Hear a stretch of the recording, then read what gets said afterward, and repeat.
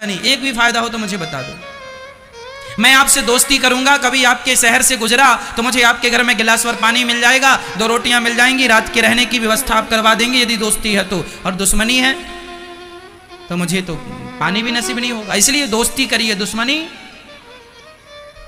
व्यवहार बनाइए, बिगाड़िए मत। ये सबके लिए है, पति के लिए, पत्नी के लिए, सास के लिए, ससुर के लिए, पर समझते नहीं लोग। एक सास मेरे पास आई अभी कुछ दिन पहले, बोली महाराज मेरी बहू मुझे बहुत गालियां देती है, मेरा बेटा भी बहुत गालियां देता है। मैंने कहा क्यों गालियां देता है? रोने लगी, महाराज मेरी गलती, मुझे आज पता चल गया मेरी गलती है। मैंने कहा क्या गलती की आपने?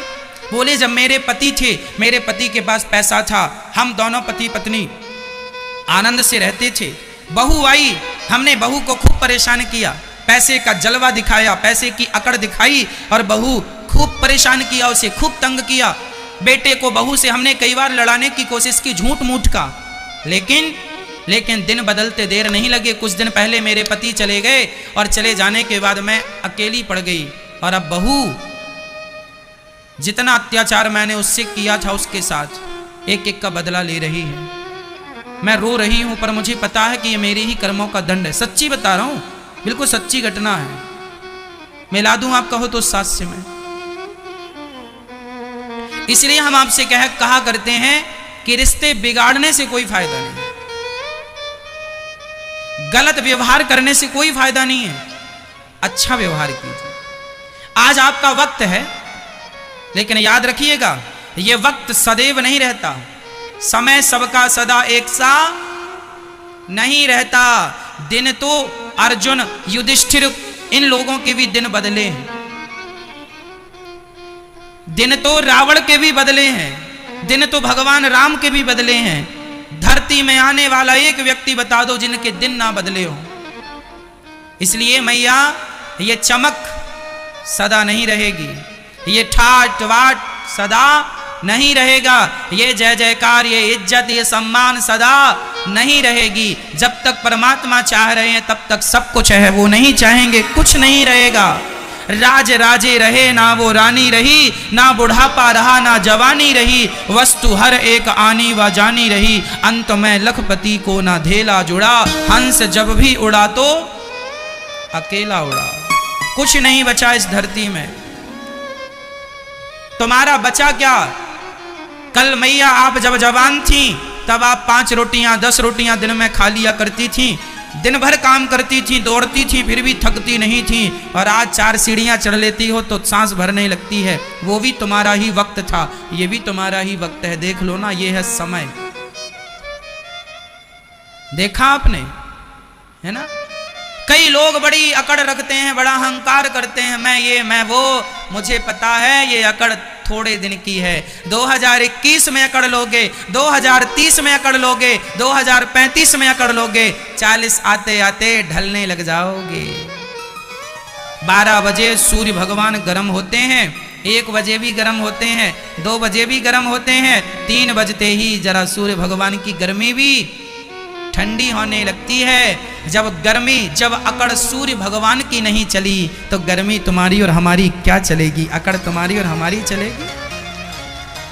चढ़ता सूरज धीरे धीरे ढलता है, ढल जाएगा। यदि सूर्य ढल गया तो तुम्हारा वक्त भी ढल जाएगा, तुम्हारा लड़कपन भी ढल जाता है, तुम्हारी जवानी भी ढल जाती है और तुम्हारा बुढ़ापा भी ढल जाता है। समय तो आता है जाता है। इसलिए कहता हूं कि हर समय मुस्कुराइए, और समय अच्छा हो या बुरा हो सबसे व्यवहार अच्छे रखिए। कोई बात नहीं साहब, आज हमारा समय बुरा है पर फिर भी हम तुमसे राम राम करेंगे, और समय अच्छा हो जाए फिर भी हम तुमसे राम राम करेंगे, और फिर भी हम तुमसे वही बातें करेंगे, वही मोहब्बत से रहेंगे। ऐसा नहीं कि पैसा नहीं था तो हम आपके पास आकर बैठते थे, और पैसा हो जाए तो हम आपकी तरफ देखें भी ना।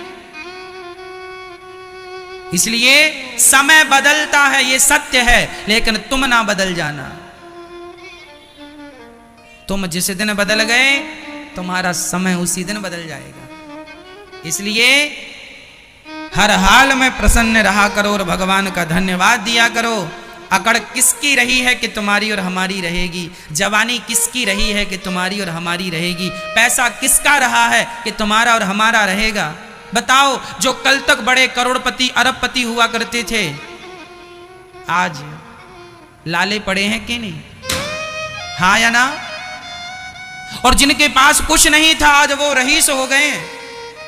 ये समय ने परिकरवट ऐसी ली, उल्टा हो गया। जिनके पास सब कुछ था, आज उनके पास कुछ नहीं है, और जिनके पास कुछ नहीं था, आज उनके पास। ये प्रकृति है, पृथ्वी गोल है, बस ये समझो। सबको अवसर मिलेगा, सबको मौका मिलेगा। सब्र रखो, परमात्मा में विश्वास रखो, आएगा, तुम्हारा वक्त भी आएगा। धैर्य रखो। भगवान के 24 अवतारों का वर्णन भागवत जी में है।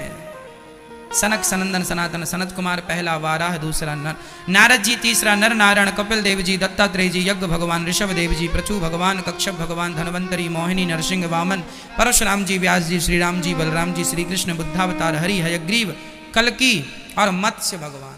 24 अवतार। नारद जी दासी पुत्र थे, पर तप के प्रभाव से ब्रह्मा पुत्र हो गए, सेवा के प्रभाव से। व्यास जी ने 17 पुराण लिखे, शांति नहीं मिली। 18वां पुराण भागवत पुराण जब लिखा, अपार शांति का अनुभव हुआ। नारद जी कहते हैं भागवत की कृपा अच्छी है। नारद जी ने कहा मैं दासी पुत्र से ब्रह्मा पुत्र हो गया, केवल संत कृपा, केवल भगवान के भजन का प्रभाव है। और श्री व्यास जी ने महाभारत की, भागवत जी की रचना की महाभारत से। अब मैं महाभारत का इतिहास आपको सुनाता हूं, ध्यान से सुनिएगा। कुछ सीखने लायक, कुछ समझने लायक तथ्य आपके सामने सब्जेक्ट होंगे। अच्छा मुझे बताओ कि महाभारत किसकी गलती से हुआ? क्या महाभारत को रोका जा सकता था? हाँ या ना? यदि रोका जा सकता था तो कौन रोक सकता था? कैसे रोक सकता था? और महाभारत क्यों हुआ? कौन रोक सकता था? और किसके कारण महाभारत हुआ? इन सभी प्रश्नों का उत्तर, महाभारत रुक जाता यदि पितामह भीष्म चाहते तो। क्या चाहते? ये बताओ, आपका बेटा गलती करता है तो थप्पड़ जमाते हो कि नहीं? बाप जमाए या दादाजी जमाए? हमारे दादाजी तो हमें मार दिया करते थे कई बार हम गलतियां किया करते थे। तो एक बार हमें याद है, हम दादाजी के संग गैया चराने जा रहे थे, बहुत छोटे से थे। अचानक ओला गिरने लगा तो हम ओले पकड़ पकड़ के खाने लगे, समेटने लगे और भगवान से कहे, हो भगवान और ओले गिराओ, और ओले गिराओ। हमारे दादाजी गुस्सा हो गए। गाय चराने के लिए लाठी ले रखी थी, मेरी तरफ दौड़े में भागा। क्या हुआ? अरे ऐसा कहता और ओले गिरे, ऐसा नहीं कहना चाहिए। हमने कहा क्यों? अरे बोले ये फसल बर्बाद कर देता। हमने कहा अच्छा, हमें पता ही नहीं था, हमें तो लगा कि गिर रहे हैं, खाएंगे खूब। बीन बीन के खाने लग गए, मुंह में रखने लग गए। ओला था, बाद में पता चला कि नुकसान करता है।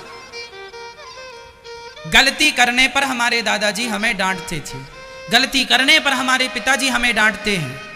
अर्थ क्या निकला? यदि दुर्योधन गलती कर रहा था, दुर्योधन ने भरी सभा में एक नारी का मान किया, उसके वस्त्र पकड़ के खींचने की कोशिश की दुशासन ने, क्या पितामह भीष्म को खड़े होकर दोनों को, दुशासन और दुर्योधन को दो थप्पड़ नहीं जमाने चाहिए थे? यदि पितामह भीष्म 2-4 थप्पड़ जमा देते मैया, और मैं तो कहता हूं कि पितामह भीष्म दुर्योधन को मार डालते। यदि दुर्योधन को मार डालते, नहीं मारते तो देश से निकाल देते, नहीं निकालते तो गाल में 2-4 थप्पड़ तो जमा ही देते। यदि इतना कर देते तो महाभारत रुक जाता। लेकिन जब बच्चों का अपराध बड़े देखते हैं और चुप्पी साधे बैठते हैं, तब जाकर के महाभारत होता है मेरी मां। जब बच्चों की गलतियां बड़े देख कर भी चुप रहे। गलती करो ना, बच्चे गलती करें, मैं गलती करूं, इसलिए मैं आपसे कहा करता हूं, मैं जो भी गलत कहूं कथा में, आप जरूर YouTube पर कमेंट बॉक्स में लिखकर बताना कि आज आपने ये बात गलत कही, आपको कोई बात बुरी लगी हो, आप बताना, मैं उसे सुधार करूंगा। सारी जिंदगी मुझे सुधार करना है, सारी जिंदगी मुझे सीखना है। अरे सीखने की कोई आयु थोड़ी होती है। जब तक प्राण है तब तक सीखो, और सीखना बंद तो जीतना बंद। तब तक जीतोगे जब तक सीखोगे। सीखते रहो, सीखते रहो, सीखते रहो।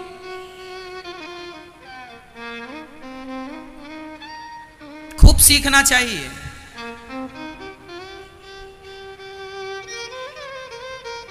खूब पढ़ना चाहिए। सीखने का कोई कार्यकाल नहीं होता कि अब तक सीख लिया अब नहीं सीखेंगे ना। खूब कल भी सीखा, आज भी सीखो, परसों भी सीखेंगे, आने वाले वक्त में रोज सीखेंगे। सुंदर पिचई जो गूगल के सीईओ हैं, उनके बारे में मैंने पढ़ा कि वो आदमी दिन रात पढ़ता था। सब्जी खरीदने जाता था तो पीछे बैठकर जाता था, या किसी भी प्रकार से सब्जी तौलने वाला सब्जी तौल रहा था, उतनी देर में वो कुछ ना कुछ खोल के पढ़ने लग जाता था। ये उसने बताया अपने इंटरव्यू में। आदमी के अंदर ना एक जुनून होता है कुछ करने का। ये गूगल का सीईओ जानते हैं, बहुत बड़ा योगदान है गूगल के लिए इसका। आज गूगल की पहचान यदि किसी से है तो सुंदर पिचई से है। पढ़ाई, आप अपने जीवन में यदि कुछ करना चाहते हैं तो आप अपनी सफलता के लिए अपने आप को डुबा दीजिए, डुबा दीजिए। माइक्रोसॉफ्ट के जो मालिक हैं, आज दुनिया के सबसे अमीर में उनका नाम है। माइक्रोसॉफ्ट के जो मालिक हैं, उनके बारे में मैंने पढ़ा कि वो जूता पहन के सोते थे। किसी ने कहा क्यों जी आप जूता पहन के सोते हैं? बोले जूता पहन के इसलिए सोता हूं कि सवेरे जब उठूंगा तो जूता पहनने में टाइम लगेगा, इसलिए पहन के सोता हूं कि खड़ा हो जाऊं बिल्कुल रेडी, काम के लिए निकल पड़ूंगा। काम का ऐसा जुनून कि काम करना है, काम करना है, काम करना है, काम करना है। आज वह व्यक्ति दुनिया का सबसे अमीर व्यक्ति है, माइक्रोसॉफ्ट कंपनी का जो मालिक है, बिल गेट्स नाम है, बिल गेट्स। जीवन में आदमी यूं ही सफल नहीं हो जाता, उसकी सफलता के पीछे उसकी कड़ी मेहनत। यदि आप मेहनत करने को तैयार हैं तो सफलताएं आपके भी कदम चूमेंगी। नहीं करना चाहते मेहनत तो नमक रोटी तो दाल रोटी तो चल ही रही है, फिर तो चल ही रही है जो चल रहा है। बलिदान देना पड़ता है, मेहनत करनी पड़ती है। गलत निर्णय ना हो एक भी नहीं तो सारी जिंदगी पश्चाताप करना पड़ेगा, रोना पड़ेगा। मेरी माँ पितामह भीष्म सारी जिंदगी रोए हैं इसलिए कि सही वक्त पर मैंने दुर्योधन को 2-4 थप्पड़ जमा दिए होते तो आज ये दिन ना देखने पड़ते। इस दुष्ट आदमी के कारण लाखों निर्दोष लोग मारे गए हैं। महाभारत से देख के और आंख बंद कर लेते हैं। नाई क्या करता है? हमारे गर्दन में छुरा चलाता है, उस्त्रा चलाता है। अस्त्रा क्या बोलते हैं? उस्त्रा चलाता है, छुरा चलाता है, और हम आराम से सोते रहते हैं, आराम से आंखें बंद, और गर्दन में छुरा चल रहा, और जरा सीधा अंदर घुस गया तो काम तमाम हो जाएगा। लेकिन विश्वास होता है कि ये मुझे छुरा मारेगा नहीं। आपको नाई पर क्या होता है? अरे भाई, आदमी तो नाई पर विश्वास कर लेता है, तुम भगवान पर ही कर लो विश्वास। विश्वास तो करना पड़ेगा। विडंबना तो ये है कि आजकल का आदमी नाई पर तो विश्वास कर लेता है पर भगवान पर विश्वास नहीं करता। और ये बताएं हम आपको, आज ये दुनिया चल रही है तो विश्वास के बदौलत चल रही है ना मैया? विश्वास के बल पर। हमने एक रिक्शा वाले को देखा यहीं वृंदावन में, बहुत पहले की बात है। एक रिक्शा वाला, उसकी रिक्शा में पति पत्नी बैठ गए, दोनों बोले हमें बिहारी जी जाना है। रिक्शा वाला बोला कि मैं 10-10 रुपए लूंगा बिहारी जी का। तो उन लोगों ने, पति पत्नी ने कहा भाई साहब हमें जाना भी है और वापस दर्शन करके यहीं आना भी है। बोल कितना लेगा? बोले 20-20 रुपए लूंगा। ठीक है। अब वो रिक्शा वाला गया और बिहारी जी के पास तक तो रिक्शा जाता नहीं है, थोड़ा दूर रिक्शा खड़ा हो गया। अच्छा, रिक्शा वाला बोला मैं यहीं खड़ा हूं, आप आ जाना। और उसने अभी पैसे नहीं लिए, उसने कहा जब आप आ जाना, जब मैं आपको छोड़ दूंगा तब मुझे 40 रुपए देना। अब सोचो कि ये भी तो हो सकता है कि वो दोनों किसी और रास्ते से निकल के किसी और रिक्शे से चले जाएं। लेकिन ये रिक्शा वाला खड़ा है, उसे विश्वास है कि आदमी तीर्थ आया है, भगवान के दर पे आया है, बेईमानी नहीं करेगा। वो विश्वास से वहीं खड़ा है कि आएगा, 10 मिनट लेट हो जाएगा पर व्यक्ति आएगा। और उस व्यक्ति को भी लगता है कि चलो हम दूसरे रिक्शे से चलते हैं, पर उसने सोचा नहीं नहीं, हम जिसके रिक्शे में आए हैं उसी से जाएंगे, क्योंकि उसके अभी पैसे देने हैं। वो विश्वास में खड़ा होगा।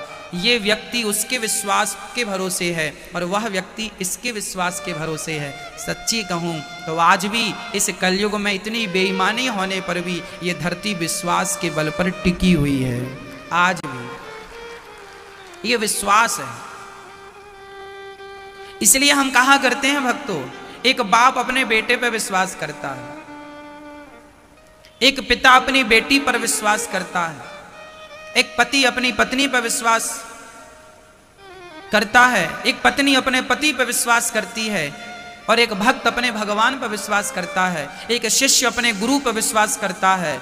मैं हाथ जोड़ के कहता हूं, तुम जहां हो, जिस रूप में हो, तुम पर जिस व्यक्ति ने विश्वास किया है सब कुछ करना, पर किसी का विश्वास मत तोड़ना।